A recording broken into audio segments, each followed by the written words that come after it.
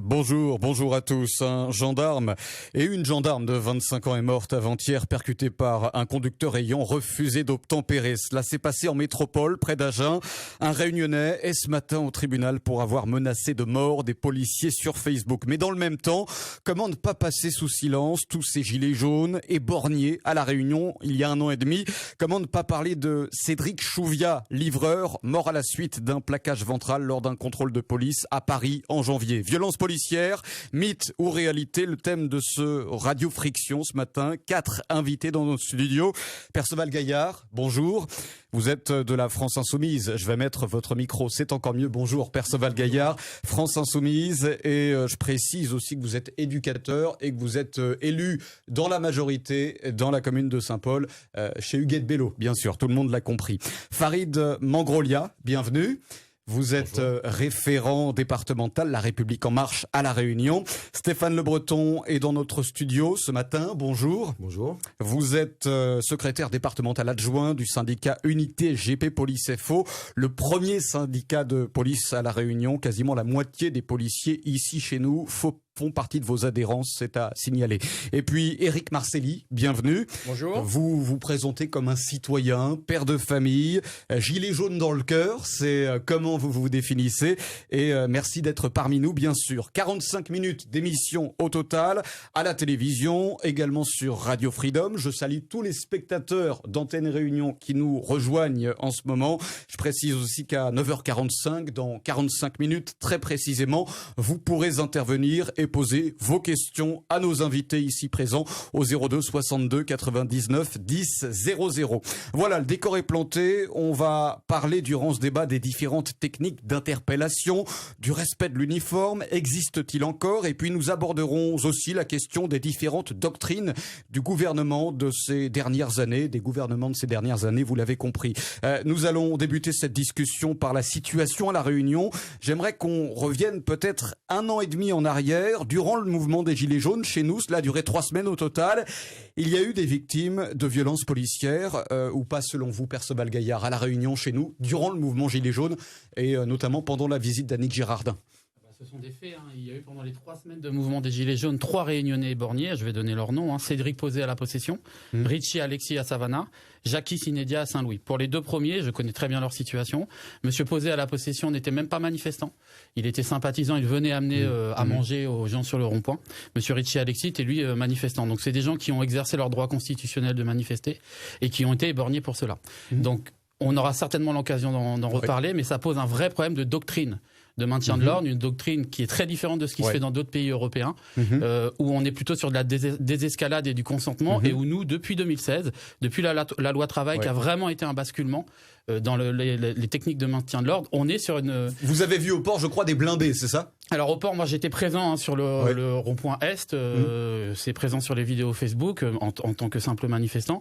Et effectivement, on voit des véhicules, ce qu'on appelle, qui sont utilisés pour l'OPEX, les opérations extérieures, qui normalement ne sont pas utilisés sur le territoire national, qui sont venus. Et on a subi des gaz intensifs, des tirs intensifs de gaz lacrymogène. J'y étais. Sur la vidéo, on me voit pleurer. Et on voit surtout l'ensemble de la population qui a subi des tirs de gaz lacrymogène et des tirs de grenades assourdissantes. Alors si je peux me permettre, vous l'avez peut-être cherché, Perceval Gaillard, pardonnez-moi, mais bon, il n'y a pas de fumée sans feu. Enfin, moi, j'ai été sur toutes les manifestations, j'ai jamais rien eu. Et il n'y a aucune violence, vous pourrez voir sur les vidéos. Moi, je suis sur la partie qui est en plus très près du front de mer. On a simplement exercé notre droit constitutionnel de manifester, tel qu'on l'a toujours fait auparavant. Stéphane Le Breton, Unité GP Police. Alors, que s'est-il passé? Alors, c'était il y a 1 an et demi déjà, mais ça soulève quand même un problème qui est bien plus général. Est-ce qu'il y a eu tout de même, parce que faut le dire aussi, il y a eu des blessés pendant le mouvement Gilets jaunes à La Réunion, chez les forces de l'ordre, une 60aine, je crois, c'est ça? Tout à fait. Vous parliez tout à l'heure des blessés lors de ces manifestations. Vous parliez des personnes qui ont été éborgnées, et nous le déplorons inévitablement. Ce n'est pas normal que des personnes soient blessées à ce stade-là pendant les manifestations. On le déplore. Mais maintenant, vous nous parliez aussi des techniques de maintien de l'ordre. Il faut savoir que la France est un modèle mondial en termes de techniques de maintien de l'ordre. J'étais moi-même CRS. J'ai fait moi-même des démonstrations en métropole, je crois que vous étiez CRS, au sein de ma compagnie, avec des chefs d'État étrangers de tout pays qui venaient s'instruire de nos méthodes. Parce que Il y a des chiffres là-dessus. Hein. On peut prendre. On a souvent comparé à tort la situation des États-Unis à celle de la France. La France, c'est 10 à 15. Les États-Unis, c'est 10 à 15 fois plus de violences policières, donc c'est quelque chose de beaucoup plus structurel. Et la Grande-Bretagne. Par contre, on peut comparer avec l'Allemagne, la Grande-Bretagne, où par exemple en Allemagne, il y a 2 fois moins de morts liées aux violences policières qu'en France. Et je vais aussi, puisque vous parlez de ce qui s'est passé avant, j'ai moi-même participé à beaucoup de manifestations, notamment dans les services d'ordre. Il y avait, vous avez raison, une vraie compétence de la police française à gérer le maintien de l'ordre dans la manifestation en n'allant pas au contact. Ce que nous disons, c'est que la nouvelle doctrine d'aller au contact avec de l'armement, on parlera des doctrines après. Mais ça met en danger manifestants comme policiers. Voilà ce que l'on dit. On est d'accord, mais c'est pour ça que au jour d'aujourd'hui, le LBD, il a ses limites, on est d'accord, mais maintenant il faut nous proposer quelque chose, parce que c'est une arme intermédiaire qui permet justement de garder les distances, qui permet de repousser les exactions, qui permet de protéger les biens lorsque le besoin s'en fait sentir. Et le problème, c'est que si on retire cette arme intermédiaire, inévitablement, les collègues iront au contact. Et je peux vous garantir que le contact lors d'un maintien de l'ordre, ça sera un nombre de blessés bien plus important. Alors, Père Sabela-Gaillard, vous parliez effectivement de ce que vous appelez ces éborgnés dans l'Ouest il y a 1 an et demi lors du mouvement Gilets jaunes. Est-ce qu'il y a eu des plaintes? D'où vous sortez en tout cas les informations que vous donnez? C'est important. Ce sont des enquêtes qui ont été faites. Parce qu'on n'en a pas beaucoup parlé. Ce sont des chiffres officiels, ce sont des enquêtes là qui ont été faites par l'AFP. Plus globalement, très récemment, le 11 mars 2020, il y a un rapport de l'association qui s'appelle ACAT, Association chrétienne d'abolition de la torture, qui travaille beaucoup sur ces sujets-là, qui s'appelle Maintien de l'ordre à quel prix, qui donne des chiffres depuis 2000 et avec une grosse augmentation depuis 2016. 8 personnes éborgnées par des grenades de désencerclement en France. 8 personnes ont eu la main arrachée par une grenade GLI. Il y a aussi des policiers. Est-ce que ce sont des cas isolés ou pas? 48 personnes éborgnées et 2 personnes décédées suite à des tirs de flashball ou LBD 40. Je crois que là, on n'est pas vraiment dans des cas isolés. Et encore une fois, on peut comparer avec ce qui se fait en Europe. En Angleterre, il y a des mouvements sociaux très durs. Il y en a moins. Il y a des violences. Il y a des conditions sociales et économiques qui sont similaires à la nôtre. Et il y a beaucoup moins de personnes blessées ou tuées par la police. Alors, Stéphane Le Breton, unité SGP Police. Excusez-moi, parce que tout à l'heure, vous avez parlé de personnes tuées par les violences policières. On a des chiffres. Il faut vraiment employer les bons mots. On ne parle pas de personnes tuées par les violences policières, on parle de personnes décédées, le chiffre vous l'avez comme je l'ai, de personnes décédées lors d'interventions de la police. Ce qui ne veut pas dire que ces personnes ont été tuées par des violences policières. Vous avez raison. Donc, voilà. Mais puisqu'on est là-dessus, on peut donner peut-être messieurs. Juste aussi, parce que je vais passer la parole quand même et faire tourner la parole autour de la table. Je précise que dans notre studio, il y a Éric Marcelli, gilet jaune dans le cœur, gilet jaune tout court, on va le dire comme ça. Et puis également Farid Mangrolia, référent départemental La République En Marche, le parti bien sûr d'Emmanuel Macron, je le précise. Éric Marcelli, vous étiez, je crois, lors des différentes manifestations Gilets jaunes, présent à ces rassemblements, à ces mouvements sociaux. Vous étiez d'ailleurs, je crois, également à Paris lorsque Christophe Deutinger, ce fameux boxeur désormais, a frappé des membres des forces de l'ordre. La violence policière, alors c'est une légende ou une réalité selon vous, Éric Marcelli, vous qui êtes Gilet jaune? Alors, non, c'est pas une légende. Rapprochez le micro, s'il vous plaît. Non, c'est pas une légende, c'est une réalité, puisque je l'ai vu. Notamment même à La Réunion, on l'a vu, ce qui s'est passé à la Possession. J'ai des amis ici qui ont été molestés. Vous voudriez dire quoi, Stéphane Le Breton, alors? Écoutez, voilà. À la Possession, s'il vous plaît. Vous pouvez parler, c'est un débat. S'il vous plaît, à la Possession, ce qui s'est passé, les Gilets jaunes qui étaient présents ont demandé 30 minutes le temps qu'ils dégagent et ainsi de suite. Mais seulement, ces gendarmes qui sont venus, on va dire, ces Robocop qui sont arrivés. C'est Robocop? Oui, c'est Robocop qui sont arrivés d'ailleurs. Ne connaissent pas un peu le contexte de La Réunion. Ils sont arrivés, c'est des jeunes, avec des moins jeunes. Ils sont venus là pour taper sur les manifestants. Il faut le dire, le matraquage gratuit, il y a eu. Ah bon? Ah oui. Vous ne poussez pas un peu là? Non, je ne pousse pas. Non, il y a eu du matraquage gratuit. J'ai eu des amis sur Saint-André où ils ont été... on a attendu qu'il soit tout seul. À la Cocotteret? On lui a dit, tout simplement, toi, on va te défoncer, on va te casser, tu vas voir ce qui t'attend. D'accord? Mais c'est dommage. Est-ce que la violence des policiers est plus légitime que celle des citoyens? Dites-moi, est-ce qu'elle est légitime, cette violence? Alors, moi, j'ai envie de vous dire, déjà, premièrement, là, vous parlez de violence. On a vu ce qui s'est passé sur les principales circonscriptions de La Réunion. Là, tous les exemples que vous nous avez donnés, déjà, premièrement, sont en zone gendarme. Tous les exemples. Les forces de l'ordre en général, je pense que c'est plutôt le thème de cette émission. Déjà le titre. Alors, vous n'êtes pas d'accord avec le titre, je effectivement. Je ne suis pas d'accord du tout avec le titre parce que violence policière, de fait, ça induit que la police, de manière systémique, est violente. Et nous le dénonçons. Et En fin de compte, le titre que nous aurions souhaité débattre, c'est y a-t-il des violences policières? L'emploi de la force par les forces de l'ordre. Ok, alors justement, l'emploi de la force, et vous répondez, Stéphane Le Breton, à Éric Marcelli, qui a l'air de nous dire, Éric Marcelli, que en gros, là, il y a eu du cassage quasiment gratuit de la part des forces de l'ordre envers certains gilets jaunes. Est-ce que c'est vrai ou pas? Je vous pose la question, moi, Stéphane Le Breton. Je vous réponds tout clairement. Déjà, à la possession, je n'y étais pas. Maintenant, une chose est sûre, c'est que depuis le début, et notre organisation syndicale en premier, nous avons toujours soutenu le mouvement des Gilets jaunes.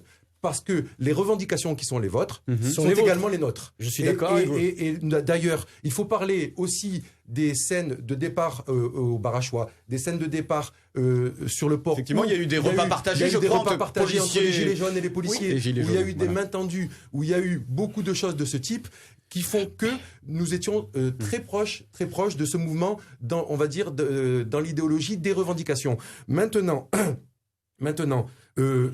vous nous parlez de la possession, je n'y étais pas, je ne saurais m'exprimer sur c'est intéressant ce que vous dites, parce que je pense qu'on vient au fond des choses, c'est-à-dire c'est vraiment quelque chose de politique. Ok.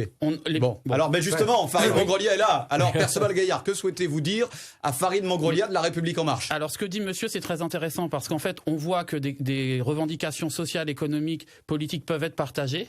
Par contre, ce qui a vraiment changé, c'est que les responsables politiques ne répondent plus à ces réponses-là et envoient la police au lieu de donner des réponses Farid Mangrolia, La République En Marche. Alors d'abord, bonjour à tous. Alors j'aimerais d'abord rebondir sur les premiers échanges. Ouais. En 2018, lors de cette première vague de manifestations des Gilets jaunes, je n'étais pas référent La République En Marche. J'étais un simple sympathisant. Donc, épiphénomène. Vous répondez à Perceval Gaillard. Est-ce qu'il y a eu effectivement... Je termine. Il y a des consignes ou pas? Je termine. Le 17-18 novembre, j'étais en partance pour la Chine, pour le cadre de mon travail. J'ai failli ne pas voyager. Donc, j'ai pas vraiment vécu le souci des Gilets jaunes la première semaine. Par contre, là où j'étais, j'ai vu les vidéos, j'ai vu les échanges qu'il y a eu entre les manifestants et les forces de l'ordre. Il y avait des casseurs ou pas parmi les Gilets jaunes? De ce que j'ai pu voir, moi, à distance, car je n'étais pas à la possession et je n'étais pas sur les manifestations, j'ai vu qu'il y avait, malheureusement, des personnes qui n'étaient peut-être pas violentes dans la vraie vie, et là, je parle au niveau national. Ouais. Et qui se sont sortis pousser des ailes lors c'est-à-dire qu'il y a eu des manifestations, il y a eu des revendications qui étaient souvent parfois légitimes et qui étaient nécessaires pour nous tous.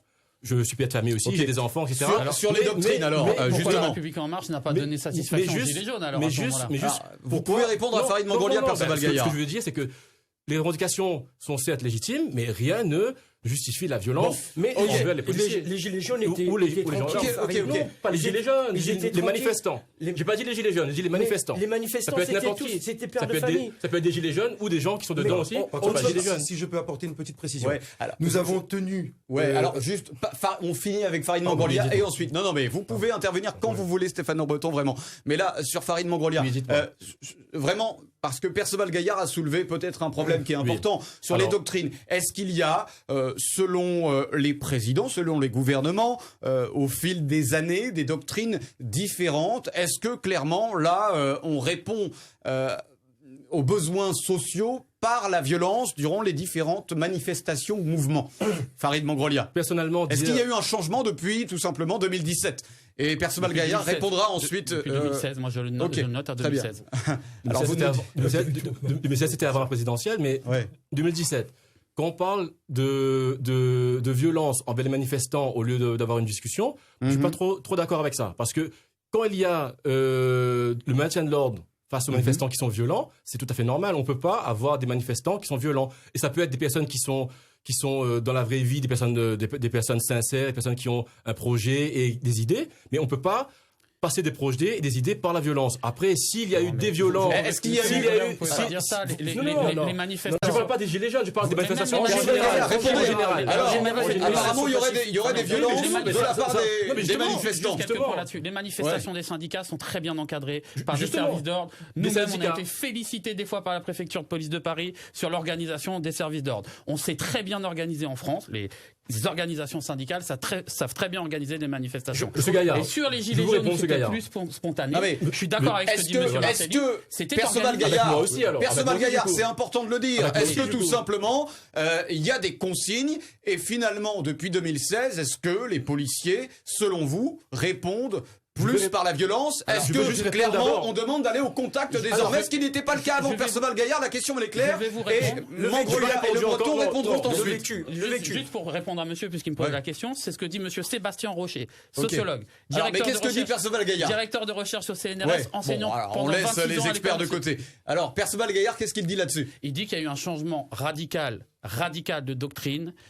En passant d'une doctrine du désescalade et du consentement qui est utilisée dans les autres pays européens, qui était utilisée chez nous. Et depuis 2016, à partir du moment où il y a eu la loi travail, à partir du moment où il y a des politiques libérales, austéritaires, qui ne sont pas acceptées par la population... Est-ce qu'on demande d'aller au contact désormais? Oui. Stéphane Le Breton. Je veux vous répondre tout simplement, monsieur Gaillard. En fin de compte, il est vrai que depuis 2016, la France et sur l'ensemble du territoire, on a connu des mouvements sociaux répétitifs. Mais à sa manifestation que tout à l'heure vous disiez bien organisée, c'est vrai. Le mouvement des Gilets jaunes est à la base bien organisé. Sauf que sont venus se mêler à ces mouvements des casseurs. Nous avons vu des casseurs, des black blocs. Nous avons vu des images sur Paris qui sont venus ternir votre mouvement. Mais qui sont venus ternir. Et les gendarmes qui font des croche-pieds. Les gendarmes qui font les croche-pieds. Laissez-moi finir. Laissez-moi finir. Non, mais non. Il dit quelque chose d'intéressant. Les gendarmes qui font les croche-pieds aux manifestants qui sont tranquilles. Les infirmières qui se font tirer par les cheveux. Les enfants. Attendez, les infirmières qui se font tirer par les cheveux. Éric Marcelli, enfin, vous n'avez pas vu la scène juste avant. Tout le monde a tourné en long, en large et en travers. Mais il y en a eu d'autres avant. Les avocats qui sont pacifiques aussi. Cette infirmière. Les avocats qui sont pacifiques. Enfin, non mais attendez.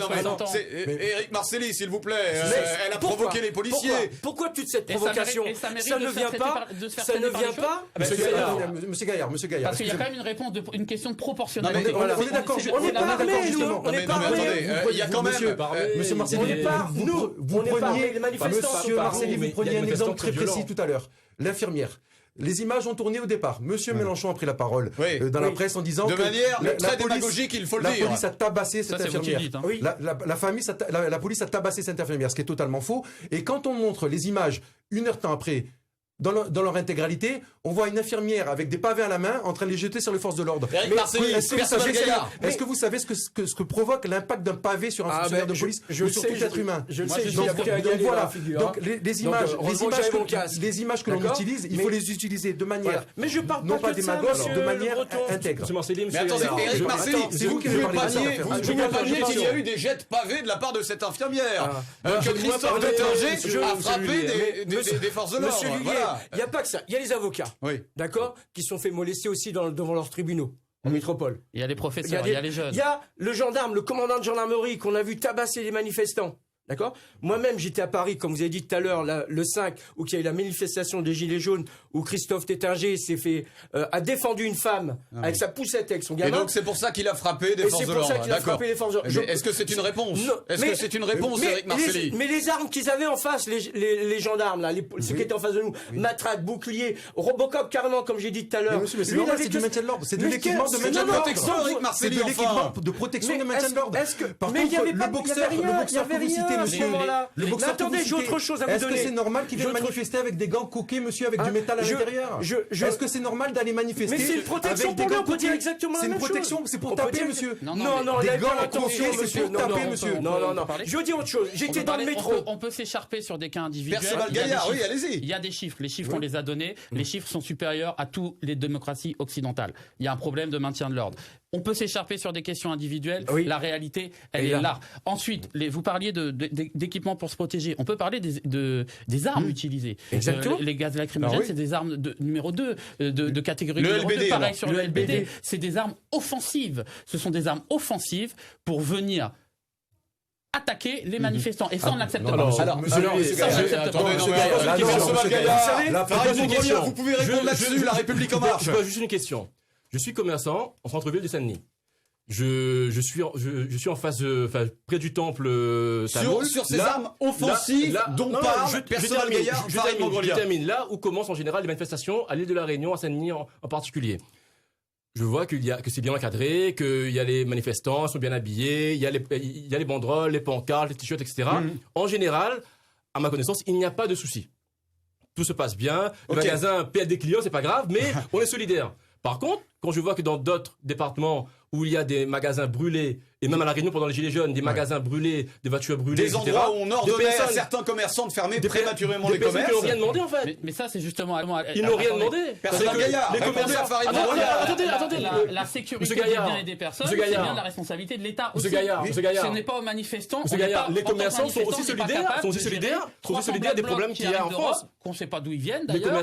Qui arrivent des fois d'ailleurs de coins où. Moi, je les ai vus arriver dans une manifestation des Gilets jaunes. Mais qu'est-ce que vous répondez aux commerçants qui ont tout perdu pendant les Gilets jaunes? Alors justement, ceux qui ont tout perdu. Il est commerçant dans la vraie vie. Je le précise. Voitures brûlées, magasins brûlés, pillés. J'ai vu les Black Blocs arriver dans une manif à Paris. J'étais très surpris qu'ils puissent arriver jusque-là. Voilà, je vais pas en dire plus. Alors, non, on va en dire plus. On va en dire plus.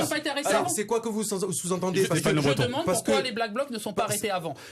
Pourquoi les Black Blocs peuvent systématiquement arriver dans des manifestations quand nous-mêmes manifestants sommes nassés et bloqués? Alors, je me dis, Monsieur Gaillard, alors. C'est la réalité, non, la réalité, c'est que il y a des Black Blocs qui se sont infiltrés, évidemment, sur les mouvements, sur les cortèges, mais il y avait certains manifestants qui n'étaient pas, on va dire, habillés comme des Black Blocs et qui avaient un tout autre accoutrement, on va dire, et sûrement, comme le disait allez-y, oui. Des manifestants qui, à un moment donné, se laissant entraîner par tel ou tel mouvement, sont rentrés dans le jeu de la violence, et ces gens-là, comment ont-ils pu passer avec parce que Perceval Gaillard parle quand même du retour des voltigeurs. Alors là-dessus, je précise quand même, parce que tous ceux qui sont nés avant 86 ne connaissent pas ça, mais les voltigeurs, c'est tout simplement un jeune garçon qui a été frappé à mort à Paris en 86, voilà, lors d'un mouvement social, lors d'une manifestation. Et alors c'est vrai qu'il n'y a pas eu de prison ferme pour les deux policiers. Alors je vous le confirme. Oui, mais je peux vous donner des chiffres. Voilà, 47 décès liés aux violences policières d'hommes désarmés en 10 ans. Article de Street Press, c'est vérifiable. Article très bien fait. Aucun fonctionnaire en prison. 47 décès liés aux violences policières sur des hommes désarmés. Aucun fonctionnaire en prison. Il y a eu une gendarme qui est morte ce week-end. C'est la même chose. Une gendarme de 25 ans. Perceval Gaillard. Il y a des morts des deux côtés. Alors attendez. Je peux pas accepter ça. C'est pas une guerre. Il n'y a pas de deux camps. Au contraire de ce que dit le préfet l'allemand, et c'est très grave ce qu'a dit le préfet l'allemand. Il ne se place pas en tant que préfet républicain. Il se place dans un camp vis-à-vis du peuple. C'est très très grave. Et on n'est pas ici à compter les morts d'un côté ou des autres. Les forces de police républicaines sont au service de la population. Évidemment que c'est un métier très dur, elles doivent avoir plus de moyens, c'est ce qu'on dit à la France Insoumise, c'est ce qu'on a toujours dit, elles doivent être mieux payées, elles doivent 9000 postes en moins sous le mandat Hollande, c'est pareil sous Sarkozy. Okay. Donc, mais c'est ce que dit la France Insoumise effectivement depuis des années. Il faut savoir. Farid Mangolia, justement, le retour des voltigeurs, c'est ce que dit Perceval Gaillard. Alors, est-ce que clairement les chiffres qu'il avance, qui effectivement sont vérifiables, et j'ai vu les mêmes, sur le laxisme selon Perceval Gaillard de la justice envers certains fonctionnaires de police qui commettent certains délits, pire même. Je ne suis ni procureur ni juge, mais ce que je voudrais dire pour revenir sur ce qu'il a dit juste avant, quand on a des manifestations pacifistes, où il n'y a pas de débordement, où il n'y a pas de jet de pierre, jet de projectiles, où il n'y a pas de violence ou d'injures proférées envers les habitants ou les commerçants ou les policiers ou les forces de l'ordre. Quand Thérèse Baïf il manifeste, il n'y a jamais de problème. Par exemple, quand Thérèse Baïf manifeste de Jardin de l'État au Barachois, il n'y a pas de souci. Quand les syndicats manifestent de là où je travaille, mon magasin, près de 100 000 chaussures, du temps, et qui montent vers la mairie, il n'y a pas de souci. Quand il y a des manifestations violentes, malheureusement, il y a un maintien de l'ordre. Au port, nous n'étions pas violents. Je ne parle pas du port. Je parle pas du port. Je parle en général, M. Gaillard. Je parle en général. Mais quand il y a des voitures brûlées, des magasins incendiés, quand il y a des magasins pillés, on a l'impression, Perceval Gaillard, j'ai l'impression, et je le dis, que la France Insoumise fait preuve quand même d'une certaine complaisance envers vous êtes sérieux, ce type Je vous pose la question alors. C'est une question. Je vais vous faire une réponse qu'a fait M. Mitterrand avant qu'il soit élu à l'Assemblée nationale quand la droite l'attaquait là-dessus. Il a dit c'est M. de la Palice qui vient de parler parce que tout le monde est pour la sécurité. Ce sur quoi on n'est pas d'accord entre nous, c'est sur les moyens d'y parvenir. Certains disent il faut aller au contact, c'est que de la répression, un point c'est tout. Nous on dit il faut articuler police de proximité, prévention et sanctions. Voilà ce qu'on dit. Donc ça, sincèrement, je ne peux pas vous laisser dire que nous serions du côté des délinquants quand les autres seraient du côté de la loi. C'est pas vrai. Je suis pas le seul à le dire en fait. Oui, mais c'est une attaque politique. Et alors ces gens qui le disent, qui ont été au pouvoir, qu'est-ce qu'ils ont fait? Ils ont mis moins de police. Qu'est-ce qu'ils ont fait? Il y a plus d'injustice sociale. Moins de formation. Moins de formation, on va y venir, j'espère, notamment sur les clés de coups. Alors ça, on va y venir après. Ça, on va y venir après. Parce que moi, j'ai été formé à la contention. Non, on va y venir après. Ne déflorez pas les sujets. Bref, donc voilà ce qu'on a à dire. C'est insupportable d'être traité comme ça, alors que nos propositions sont des propositions qui peuvent rapprocher la police de la population et faire en sorte que les policiers puissent exercer leur mission, qui est une mission de servir et de protéger. Alors, juste, je précise qu'on est toujours sur Antenne Réunion et Radio Freedom en diffusion simultanée. Je salue tous les téléspectateurs d'Antenne Réunion qui nous écoutent sur Freedom. Et je rappelle qu'à 9h45, c'est-à-dire dans, grosso modo, 20 minutes, vous pourrez, vous qui nous écoutez ou nous regardez, intervenir au 02 62 99 10 00. Un autre axe de discussion, parce que je souhaiterais qu'on en parle. Perceval Gaillard a commencé à en parler, les techniques d'intervention. Cela fait débat, et cela a fait débat il y a quelques semaines. Je rappelle que suite aux propos de Christophe Castaner sur l'interdiction d'une technique en particulier, vos collègues Stéphane Le Breton se sont symboliquement rassemblés devant le commissariat Malartic de Saint-Denis, jetant leurs menottes à terre, image très forte, chargée de symboles, qui témoigne vraiment de toute la souffrance d'une profession, et on imagine que c'est le cas. Perceval Gaillard, la technique de l'étranglement, vous dites que c'est pas forcément indispensable alors? Alors je dis pire, je dis que ça doit être absolument arrêté. Je vais prendre là mon cas personnel, je suis éducateur spécialisé, j'ai été formé aux techniques de contention non violentes. J'ai eu à faire moi-même des contentions sur des personnes qui étaient violentes vis-à-vis d'elles-mêmes ou d'autres, en situation soit de délinquance, soit en situation de maladie mentale, de pathologie mentale. Jamais, à aucun moment, aucun personnel, ni du social, ni de la psychiatrie, ne fait de clés d'étranglement. Est-ce que vous avez affaire au même public que les policiers, Perceval Gaillard? Soyons sérieux. J'ai travaillé en centre éducatif fermé, qui est une alternative à la prison. J'ai travaillé avec des jeunes. Donc c'est pas des enfants de cœur? Pas du tout. Et souvent, souvent on est même en position d'infériorité numérique. Donc la question, vraiment, et là c'est vraiment, je pense, qu'il faut vraiment augmenter le niveau de formation sur les techniques de contention non violente. On m'a appris à amener la personne non pas face à sol, mais dos au sol. On m'a appris à garder le contact visuel, on m'a appris à garder le contact oral pour vérifier si la personne est toujours consciente. Là, on arrive quand même, juste je finis, on arrive quand même à des drames comme Cédric Chouviat, avec des gens qui ont des fractures du larynx, qui meurent étouffés sur des clés de cou. Si j'avais fait ça dans mon travail, Stéphane Le Breton. Là, il y a beaucoup de sujets sur lesquels je souhaiterais répondre. Sur la technique. Dans un premier temps déjà, parce que je ne veux pas laisser ça comme ça, vous nous dites que, en fin de compte, la France Insoumise, vous êtes pour que la police ait plus de moyens, sauf que moi j'ai vécu un épisode la semaine dernière avec des déclarations de M. Mélenchon, où en l'espace de 48 heures, il a dit qu'il fallait désarmer les policiers et qu'ils soient armés à minima, et 48 heures après, par contre, il reprochait aux policiers qu'ils soient intervenus trop tard sur les personnes armées de Kalachnikov et de Uzi à Dijon. Donc, alors, expliquez-moi. Non, mais expliquez-moi sur les techniques, Stéphane Le Breton, je passe la parole à Farid Mongrolia et Eric Marcelli. Vous voulez armer de la même manière les policiers qui sont en contact de la population que ceux qui sont avec le grand banditisme. Les policiers qui s'attaquent au grand banditisme, qui travaillent avec le grand banditisme, évidemment qu'il faut qu'ils soient armés, protégés. Ils ont affaire à des bandits. Mais c'est pas ça dont on parle. Ce dont on parle, c'est l'armement des policiers vis-à-vis de la population. Non, c'est exactement ça dont on parle. La police doit être en mesure et doit être armée pour pouvoir répondre vis-à-vis des grands bandits. Vous considérez que la population, c'est des grands bandits, est-ce que monsieur Mélenchon, quand il a parlé de désarmer la police, il parlait de désarmer la police dans tel cas? Non, c'est faux. Vous êtes capable de lire ce qu'il dit avant, mais vous n'avez pas lu. Il a expliqué bien après, quand les événements de Dijon se sont passés. Mais au moment des événements, avant les événements de Dijon, il a demandé le désarmement de la police avec, on va dire, un armement à minima. Et 2 jours après, ils se retrouvaient face à une situation où des personnes sont pas armés. Alors, est-ce que vous avez vu les dernières images des policiers armés? Stéphane Le Breton, Unité SGP Police et FO, je rappelle votre syndicat. Alors voilà, la clé de cou, technique d'étranglement. Alors justement, quand vous arrivez, par exemple, je prends un exemple parmi tant d'autres, sur des faits de violence conjugale, que vous avez affaire à un homme ou peut-être une femme, un individu récalcitrant, très excité, est-ce qu'il y a 36 000 techniques pour le calmer ou il y en a qu'une? Stéphane Le Breton. C'est simple, je vais vous prendre un exemple très concret. Nous avons des collègues de la BAC du port qui interviennent suite à une fusillade avec 2 bandes armées. Ils interviennent, ils arrivent sur place et 2 jours avant, il y avait eu les déclarations. Quartier Titan. Non, oui, Quartier Titan.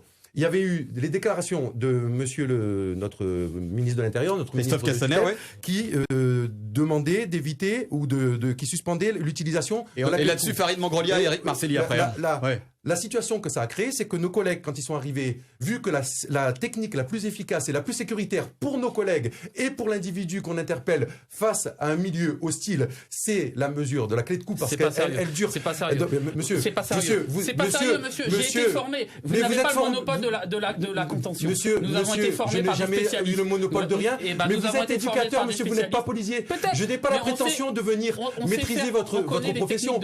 Mais par contre, monsieur, dire que la clé de cou est la seule technique de contention, c'est un mensonge, monsieur. Ou alors vous êtes un non, c'est vous le menteur, monsieur, parce que parler dans un contexte précis. Moi, je vous parle dans un quartier. Vous n'êtes pas capable d'interpeller des gens sans les étrangler, monsieur. Mais monsieur, alors quelle compétence on ne parle vous pas avez? d'étrangler. On ne parle pas d'étrangler, on parle de. Mais c'est pas le même travail. C'est Perceval Gaillard. Il y a un procès en cours. Ce Breton, ce Gaillard. Allez, il y a Farid Mangrolia, La République en marche. Un peu d'ordre, s'il vous plaît. Je ne suis ni policier ni éducateur spécialisé, mais dans tous les cas. Marcelli ensuite. Je pense que lui, c'est la même chose. On est des commerçants, des chefs d'entreprise. On n'est pas formé à ce type d'intervention. Mais je pense sincèrement que s'il y a débat, il faut le débattre avec des personnes responsables et sérieuses et non pas incriminer l'un ou l'autre. S'il y a eu des dérapages par une ou plusieurs personnes et s'il y a eu des... Non mais sur le... Parce qu'il y a eu un petit peu une cacophonie. C'est pas vous, monsieur, c'est la position de votre syndicat que je combat. Il y a eu une petite cacophonie gouvernementale. Farid Mangrolia, petite cacophonie gouvernementale autour de cette petite polémique sur les techniques d'intervention. Parce que un coup, Christophe Castaner dit A et l'autre coup il dit B. Bon voilà, on n'a absolument rien compris avec Christophe Castaner. Si quelque chose est sorti des Gilets jaunes, c'est le grand débat. C'est-à-dire que quand il y a des sujets sensibles, tout le monde peut prendre part à cette discussion et donner son avis. Aujourd'hui, sur la clé de cou, sur la clé d'étranglement, comme vous le dites, s'il y a eu débat, c'est parce qu'il y a eu des situations compliquées. Voilà. Et compliquées qui sont terminées par des personnes soit gravement blessées, soit des morts. Donc aujourd'hui, il y a une discussion là-dessus. Monsieur qui est policier nous dit que c'est une technique qui est indispensable pour son travail. Mais qu'est-ce Monsieur que vous qui est éducateur dit que non. Moi personnellement, je laisse les experts. Ah oui, mais non. Vous êtes responsable et amené peut-être. C'est une responsabilité politique. Oui, justement. Les experts, c'est qui? Les experts, c'est qui? Les experts travaillent avec les ministères, le ministre en l'occurrence, pour trouver la meilleure solution. Donc on peut pas aujourd'hui dire il faut pas. On discute, on verra la meilleure solution. Si les policiers estiment qu'il faut garder cette méthode d'intervention, je pense qu'ils vont continuer à la défendre. Et de l'autre côté, ceux qui sont contre vont continuer. Ce sont des techniques interdites dans d'autres pays. Attention, hein. La position de notre organisation, c'est on n'est pas forcément ou irrémédiablement attaché à cette technique. Au jour d'aujourd'hui, c'est cette technique qui nous a sorti de plusieurs situations difficiles et qui a évité que nos collègues soient blessés. Vous pouvez intervenir. Mais maintenant, si on nous propose une technique tout aussi efficace, sécuritaire, pour en substitution, mais très bien. Bien évidemment qu'on est preneur. Moi, ce que je veux dire, Eric Marcelli qui a lui-même été victime de violence, c'est ce qu'il dit. À Paris notamment. À Paris, bon, mis à part ce jour même, le 5 janvier 2019, j'étais dans le métro avec mon neveu. On ne faisait rien, tranquillement. Et ben pour une raison, il y avait un groupe de policiers qui étaient là, qui nous ont arrêtés. Contrôle papier, il n'y a pas de souci. Mais tout de suite, on voit la peur dans les yeux de ces policiers et la peur chez les citoyens. On est dans un contexte actuellement environnemental, que ce soit économique, social, voire même où la peur est présente, hein, aussi bien chez les policiers que nous. Donc qu'est-ce qu'on fait dans ce cas-là? Au port, j'étais face à un jeune gendarme, 25 ans, face à moi. J'étais à 2 mètres de lui, je lui parlais, je dis, monsieur, vous-même, vous avez des enfants, vous êtes dans les mêmes problèmes que nous. Mais la seule chose qu'il y a, c'est qu'il y a eu un ordre, un état d'urgence qui a été mis, et par rapport à cet état d'urgence, on fait tout et n'importe quoi. Attendez, laissez-moi finir. Mais je sais que vous répondez à des ordres politiques, mais vous avez aussi le devoir de dire, non, je ne fais pas ça. Je vais pas taper sur mes concitoyens. À Saint-Denis, ce qui s'est passé. Est-ce que c'est pas une image un petit peu caricaturale? Attendez. À Saint-Denis, ce qui s'est passé. Ce qui s'est passé à Saint-Denis, à la région. Allez, oui, pendant les Gilets jaunes, oui, ok. Même un petit peu après. Qu'est-ce qui s'est passé? Nous étions en train de manifester. Il y avait un escadron de gendarmes de police qui est venu de proximité. Attendez, laissez-moi finir. Devant la région, je vous ai dit.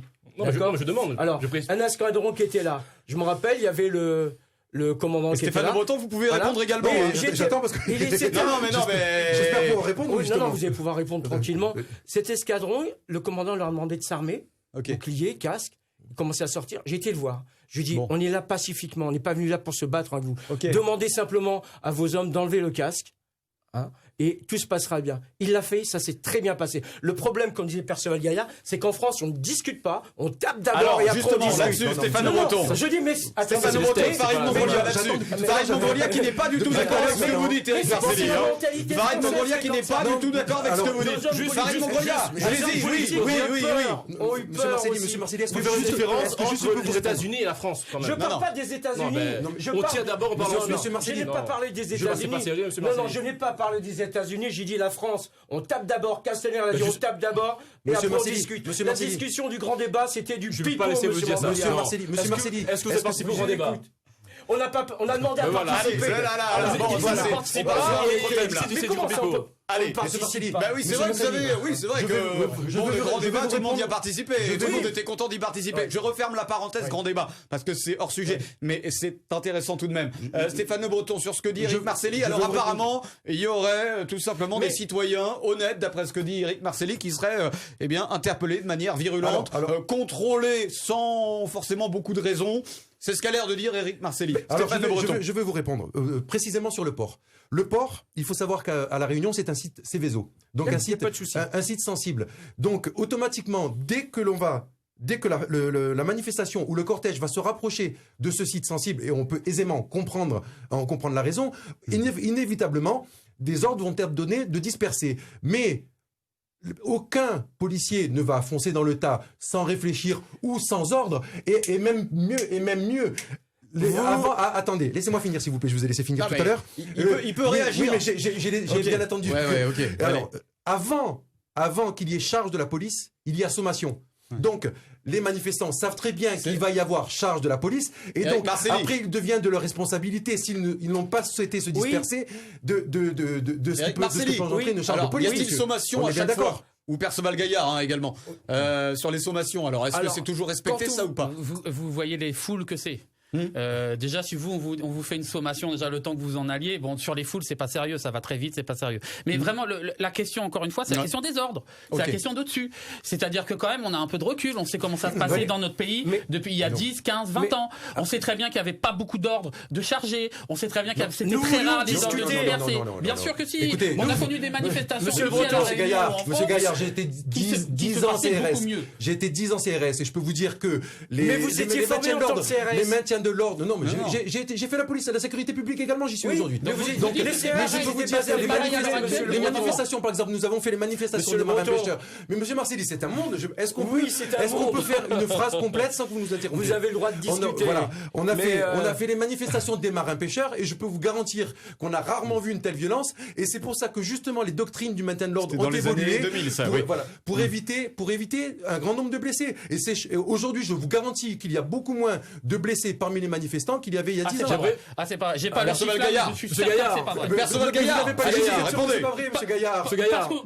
Parce que j'ai pas les chiffres exacts. Monsieur Gaillard, une question. Les policiers sont formés à intervenir pour les manifestants. Est-ce que les manifestants sont formés à manifester pacifiquement? Non mais attendez, c'est une vraie question. C'est une vraie question. Éric Marcelli, c'est une vraie question. D'abord, pas tout, parce que quand je vois, vous me posez des questions. Non, mais pardon. On se pose la question. Quand on voit ceux qui cassent, ceux qui pillent, on se pose la question. Il n'y a pas d'omelette sans casser les œufs, monsieur Mongolia. On se pose la question. Vous faites comme monsieur Macron. Vous ne pouvez pas dire ça si je vous retourne cette phrase-là. On se pose la question. Vous mettez dos à dos manifestants et policiers. Je pose la question, est-ce que les manifestants sont tous formés, alors que c'est qu'ils sont tous formés pour manifester pacifiquement? Que le droit de manifester. Avant de manifester, il n'y a pas de bloqué manifestant, effectivement. Avant de manifester, on doit se réunir et dire, bon, ça on fait, et ça on fait pas. Vous n'avez visiblement jamais fait de manifestation. Non, mais je vous dis. Que si certains manifestants, si certains il est comme tous ces hommes politiques pour casser et piller et brûler, c'est attendez, qu'est-ce que vous dites, Éric Marcelli? Vous dites que Farid Mongolia est comme Emmanuel Macron déconnecté de la réalité? Oui, exactement. Les hommes politiques sont déconnectés de la réalité, déconnectés du terrain. Je ne suis pas élu à Saint-Paul. Mais c'est pas grave. Lui, il est élu. Donc c'est un mensonge de dire ça. D'ailleurs, c'est vrai qu'on a battu votre candidat à Saint-Paul, mais ça c'est autre chose, ça. Mais le problème, c'est que la réalité, c'est quoi? Il y a des directives qui sont données par des technocrates qui ne sont pas des hommes de terrain, qui ne connaissent pas la réalité du terrain. Je vous pose la question. Le préfet allemand ne connaît pas la réalité du terrain. Ils sont dans leur bulle. Monsieur Mongolia m'a posé une question par rapport à la manifestation. Je vais essayer d'y répondre. C'est une vraie question. Et ensuite, on passera au racisme supposé, en tout cas, que fait pointe du effectivement doigt la beaucoup. République en marche en France. Vous faites ce que fait monsieur l'Allemand. Vous opposez manifestants et policiers. Nous ne faisons pas ça. Nous sommes tous des citoyens. Être manifester, c'est un droit constitutionnel. Les organisations syndicales qui organisent ou les organisations des mouvements sociaux qui organisent. Est-ce qu'ils forment les manifestants? Mais bien sûr, il y a un service d'ordre, j'ai fait partie d'un service d'ordre. Pourquoi il y a des casseurs et des pilleurs et des magasins? Peut-être parce qu'on Pourquoi il y a des magasins brûlés? Pourquoi il y a des voitures brûlées? Sur les Black Blocs, je le redis, posez la question à la police. Comment des manifestants Qu'est-ce que vous sous-entendez, Perceval Gaillard, là? Non, mais dites-le. Comment des manifestants à Paris peuvent être bloqués et nassés pendant des heures où on ne peut pas sortir d'une place, et comment des Black Blocs peuvent arriver devant les manifs, Qu'est-ce que vous sous-entendez? Je pose la question. Je pose la question. J'ai vu des Black Blocs. Non. J'ai vu des Black Blocs. Non. Vous posez la question et vous sous-entendez quelque chose. Allez jusqu'au bout du raisonnement. Je pose la question. Non. Moi, je vais vous dire ce que vous sous-entendez. Bah, dites-le. Vous sous-entendez qu'il y a une sorte de complaisance et de laisser-faire. Moi, j'ai vu des Black Blocs pouvoir circuler très facilement dans les manifestations de Gilets jaunes quand les manifestants étaient nassés et bloqués et ne pouvaient pas sortir d'une place. Ça, c'est la réalité. Et qui était gazé en plus. Et gazé en tout. On l'a bien vu, ça. Monsieur Gaillard, vous aviez dit vous-même tout à l'heure que quand je veux parler des sommations, qu'un cortège qui était d'une certaine longueur et qui était très difficile à disperser et qui était très difficile à contenir, là, vous nous parlez de manifestations sur Paris qui s'étalent sur plusieurs kilomètres. Est-ce que vous pensez sérieusement que ce cortège-là est totalement étanche? Alors comment vous arrivez à faire sur des grandes masses de manifestants? Comment vous arrivez à nous bloquer? Mais vous nous avez dit vous-même dans des places. Et comment dans le même temps on voit les Black Blocs pouvoir circuler? Vous nous avez dit vous-même que vous étiez des spécialistes de la manifestation et que vos manifestations étaient très bien encadrées et très bien protégées. J'aimerais qu'on aborde le dernier thème. Il nous reste 4 minutes et je précise, et prenez déjà vos téléphones, vous qui nous écoutez, parce que vous aurez la parole au 02 62 99 14 00. Vous pourrez interagir avec nos invités ici présents. 99 10 00. Merci à Bruno Ramalingom qui me corrige dans l'oreillette. 99 10 00 pour poser vos questions à nos invités d'ici 4 minutes. Le troisième thème, et j'aimerais en parler parce que c'est un sujet très clivant. Quand on regarde la police à La Réunion, on se dit tout sauf que la police est raciste. La police à La Réunion, il y a toutes les communautés, toutes les couleurs de peau, pardon de le dire comme ça. Stéphane Le Breton, vous, je crois que vous avez grandi en métropole et que il nous reste 3 minutes, on va aller très vite. Stéphane Le Breton, vous avez grandi en métropole, dans le sud de la métropole, et vous, à aucun moment, vous n'avez ressenti ça lorsque vous étiez jeune et lorsque vous avez voulu rentrer, passer votre concours dans la police, hein, c'est ça? Moi, c'est tout simple. Alors, je vais vous expliquer mon parcours. En 2 mots, parce qu'il nous reste 3 minutes. J'ai grandi dans un quartier de Nice, dans les quartiers nord de Nice, quartiers qui sont tous sauf calmes. J'ai passé mon concours de police à l'âge de 17 ans et demi. Je précise que vous êtes métis. Voilà. Hein. J'ai passé parce que c'est de la radio. J'ai passé mon concours de police à 17 ans et demi. La police nationale m'a ouvert grand les bras. Et des cas comme ça, on en a par milliers. C'est une vocation. Et des cas, on en a par milliers. Parce que Perceval Gaillard dit qu'en fait, sur la gestion dans les quartiers difficiles, ça se rapproche en tout cas et ça a un rapport avec notre passé colonial. Ah bah ça, par exemple, vous avez parlé des BAC, c'est les héritières des brigades de contrôle des Nord-Africains pendant la période coloniale. Mais c'est pas ça que je voulais dire. Non, mais ça, c'est l'histoire. C'est l'histoire. L'histoire, mais les BAC d'aujourd'hui n'ont rien à voir avec le contrôle des Nord-Africains ni quoi que ce soit. Les BAC d'aujourd'hui, c'est des brigades anti-criminalité. Donc elles sont censées gérer la criminalité. Pas les Nord-Africains. Dire là-dessus, des faits. 9 novembre 2016, l'État français définitivement condamné par la Cour de cassation pour contrôle aux faciès. Enquête électorale française du Cevipop suite à la campagne présidentielle faite par Luc Rouban. Est-ce que ça fait partie, selon vous, 54% des policiers, est-ce que ce sont des violences ou pas, ça 54% des policiers ont voté pour Marine Le Pen. Donc là, on a des chiffres à peu près clairs. On est dans le double ou le triple de la population. Est-ce que selon vous, c'est une violence ou pas, ça pardon, mais c'est pas forcément une violence. Le contrôle aux faciès, c'en est une. Ça fait partie des violences selon vous, Perceval Gaillard. Alors, on va parler du groupe Facebook. Éric Marcelli. Il y a 9000 policiers qui parlent là-dessus, qui multiplient des messages racistes. Vous pourrez parler. Monsieur Marcelli. Ce groupe Facebook de 9000 personnes. Monsieur Marcelli. Parlez-moi. Un groupe Facebook de 9000 personnes. Est-ce que c'est pas des cas isolés, ça? De 9000 personnes. Mais maintenant, monsieur Marcelli, vous avez bien parlé de 9000 personnes, pas de 9000 policiers. Parce qu'il faudra démontrer que 9000 personnes. Au début, vous avez dit 9000 policiers, monsieur Marcelli. Des milliers de policiers s'échangeraient des messages à caractère raciste et homophobe. On est très clair sur le sujet, monsieur Marcelli. La police nationale est composée de 150 000 policiers. On est d'accord. Maintenant, notre organisation, on a clairement dit qu'il n'y a pas de place pour le racisme, il n'y a pas de place pour la violence illégitime dans la police nationale. Je l'ai vécu moi-même à Versailles, monsieur. Je l'ai vécu moi-même à Versailles. Je ne vous dis pas le contraire, je suis en train de vous dire qu'il n'y a pas de place pour ça. Je suis obligé de conclure. Je suis obligé de conclure. La partie Antenne Réunion, on dit au revoir aux téléspectateurs d'Antenne Réunion qui vont peut-être venir nous rejoindre sur Radio Freedom pour les échanges avec les auditeurs au 02 62 99 10 00. Je précise que juste après ce débat sur Antenne Réunion, c'est Jean-Luc Reichmann avec les 12 coups de midi. On se retrouve tout de suite sur Radio Freedom pour la suite donc de cette émission consacrée aux violences policières. Allez, on est de retour et on tourne la radio cette fois-ci et...